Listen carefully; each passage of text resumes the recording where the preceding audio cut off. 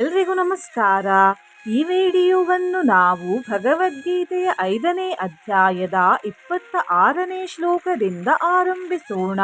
26ನೇ ಶ್ಲೋಕವು ಹೀಗಿದೆ: ಕಾಮಕ್ರೋಧ ವಿಯುಕ್ತಾನಾಂ ಯತೀನಾಂ ಯತಚೇತಸಾಂ ಅಭಿತೋ ಬ್ರಹ್ಮ ನಿರ್ವಾಣಂ ವರ್ತತೆ ವಿದಿತಾತ್ಮನಾಂ.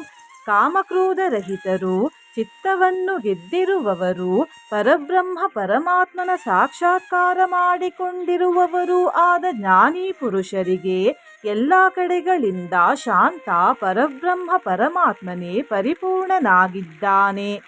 ಸ್ಪರ್ಶಾನ್ ಕೃತ್ವಾ ಬಹಿರ್ಬಾಹ್ಯಂ ಚಕ್ಷುಶ್ಚೈವಾಂತರೇ ಭ್ರುವೋಃ ಪ್ರಾಣಾಪಾನೌ ಸಮೌ ಕೃತ್ವಾ ನಾಸಾಭ್ಯಂತರಚಾರಿಣೌ ಯತೇಂದ್ರಿಯಾ ಮನೋಬುದ್ಧಿರ್ಮುನಿರ್ಮೋಕ್ಷಪರಾಯಣಃ ವಿಗತೇಚ್ಛಾಭಯಕ್ರೋಧೋ ಯಃ ಸದಾ ಮುಕ್ತ ಏವ ಸಃ. ಹೊರಗಿನ ವಿಷಯ ಭೋಗಗಳನ್ನು ಚಿಂತಿಸದೇ ಇದ್ದು ಹೊರಗೆಯೇ ತ್ಯಜಿಸಿ ಮತ್ತು ಕಣ್ಣುಗಳ ದೃಷ್ಟಿಯನ್ನು ಭ್ರೂಮಧ್ಯದಲ್ಲಿ ಸ್ಥಿರವಾಗಿಸಿ ಹಾಗೂ ಮೂಗಿನಲ್ಲಿ ಸಂಚರಿಸುವ ಪ್ರಾಣ ಮತ್ತು ಅಪಾನವಾಯುವನ್ನು ಸಮವಾಗಿಸಿ ಯಾರ ಇಂದ್ರಿಯಗಳು, ಮನಸ್ಸು ಮತ್ತು ಬುದ್ಧಿ ಗೆಲ್ಲಲ್ಪಟ್ಟಿವೆಯೋ ಅಂತಹ ಯಾವ ಮೋಕ್ಷಪರಾಯಣನಾದ ಮುನಿಯು ಇಚ್ಛೆ, ಭಯ ಮತ್ತು ಕ್ರೋಧಗಳಿಂದ ರಹಿತನಾಗಿದ್ದಾನೆಯೋ ಅವನು ಸದಾ ಮುಕ್ತನೇ ಆಗಿದ್ದಾನೆ. ಭೋಕ್ತಾರಂ ಯಜ್ಞ ತಪಸಾಂ ಸರ್ವಲೋಕ ಮಹೇಶ್ವರಂ ಸುಹೃದಂ ಸರ್ವಭೂತಾನಾಂ ಜ್ಞಾತ್ವಾ ಮಾಂ ಶಾಂತಿ ಮೃಚ್ಛತಿ.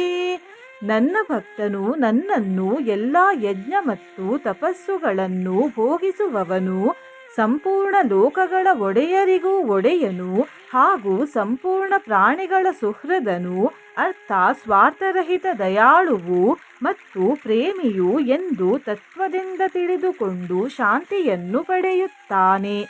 ಇಲ್ಲಿಗೆ ಈ ಅಧ್ಯಾಯವು ಮುಗಿಯಿತು. ಅಧ್ಯಾಯ ಮುಗಿಯುವಾಗ ಒಂದು ಶ್ಲೋಕವನ್ನು ಕೊಡಲಾಗುತ್ತದೆ. ಆ ಶ್ಲೋಕವು ಹೀಗಿದೆ: ಓಂ ತತ್ಸದಿತಿ ಶ್ರೀಮದ್ಭಗವದ್ಗೀತಾಸು ಉಪನಿಷತ್ಸು ಬ್ರಹ್ಮವಿದ್ಯಾಯಾಂ ಯೋಗಶಾಸ್ತ್ರೇ ಶ್ರೀಕೃಷ್ಣಾರ್ಜುನ ಸಂವಾದೆ ಕರ್ಮಸನ್ಯಾಸ ಯೋಗೋ ನಾಮ ಪಂಚಮೋ ಅಧ್ಯಾಯಃ. 6ನೇ ಅಧ್ಯಾಯವು ಈಗ ಶುರುವಾಗುತ್ತದೆ.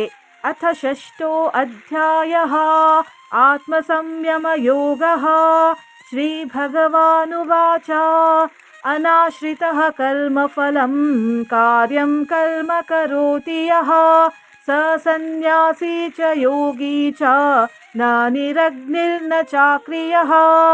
ಶ್ರೀ ಭಗವಂತನು ಹೇಳಿದನು: ಯಾವ ಪುರುಷನು ಕರ್ಮಫಲದ ಆಶ್ರಯವನ್ನು ಪಡೆಯದೆ ಕರ್ತವ್ಯ ಕರ್ಮವನ್ನು ಮಾಡುತ್ತಾನೋ ಅವನು ಸನ್ಯಾಸಿ ಮತ್ತು ಯೋಗಿಯಾಗಿದ್ದಾನೆ. ಮತ್ತು ಕೇವಲ ಅಗ್ನಿಯನ್ನು ತ್ಯಜಿಸಿದವನು ಸನ್ಯಾಸಿಯಲ್ಲ ಹಾಗೂ ಕೇವಲ ಕ್ರಿಯೆಗಳನ್ನು ತ್ಯಜಿಸಿದವನು ಯೋಗಿಯಲ್ಲ.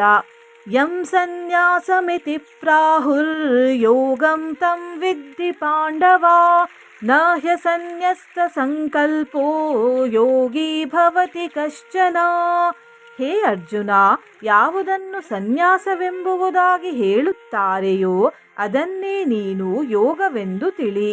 ಏಕೆಂದರೆ ಸಂಕಲ್ಪಗಳ ತ್ಯಾಗವನ್ನು ಮಾಡದಿರುವ ಯಾವ ಪುರುಷನೂ ಕೂಡ ಯೋಗಿಯಾಗುವುದಿಲ್ಲ.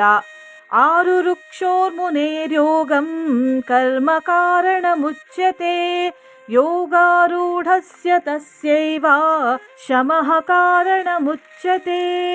ಯೋಗದಲ್ಲಿ ಆರೂಢನಾಗಬೇಕೆಂಬ ಇಚ್ಛೆಯುಳ್ಳ ಮನನಶೀಲನಾದ ಪುರುಷನಿಗೆ ನಿಷ್ಕಾಮ ಭಾವದಿಂದ ಕರ್ಮ ಮಾಡುವುದೇ ಯೋಗದ ಪ್ರಾಪ್ತಿಯಲ್ಲಿ ಕಾರಣವೆಂದು ಹೇಳಲಾಗುತ್ತದೆ. ಮತ್ತು ಯೋಗಾರೂಢನಾದ ನಂತರ ಆ ಯೋಗಾರೂಢ ಪುರುಷನಿಗೆ ಯಾವುದು ಸರ್ವ ಸಂಕಲ್ಪಗಳ ಅಭಾವವಿದೆಯೋ ಅದೇ ಅವನ ಶ್ರೇಯಸ್ಸಿಗೆ ಕಾರಣವೆಂದು ಹೇಳಲಾಗುತ್ತದೆ. ಇದು 6ನೇ ಅಧ್ಯಾಯದ 3ನೇ ಶ್ಲೋಕ.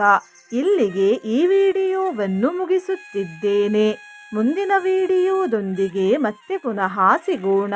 ನೀವು ಚಾನಲಿಗೆ ಹೊಸದಾಗಿ ಬಂದಿದ್ದರೆ ಚಾನಲನ್ನು ಸಬ್ಸ್ಕ್ರೈಬ್ ಮಾಡಿ, ಹತ್ತಿರ ಇರುವ ಬೆಲ್ ಬಟನ್ ಪ್ರೆಸ್ ಮಾಡಿ, ಆಲ್ ಅನ್ನುವ ಆಪ್ಷನ್ ಅನ್ನು ಸಿಲೆಕ್ಟ್ ಮಾಡಿ. ವಿಡಿಯೋಗೆ ಲೈಕ್ ಮತ್ತು ಹೈಪ್ ಮಾಡಿ. ಜೊತೆಗೆ ಕೃಷ್ಣ ಕೃಷ್ಣ ಎಂದು ಕಮೆಂಟ್ ಮಾಡುವುದನ್ನು ಮರೆಯಬೇಡಿ. ಧನ್ಯವಾದ.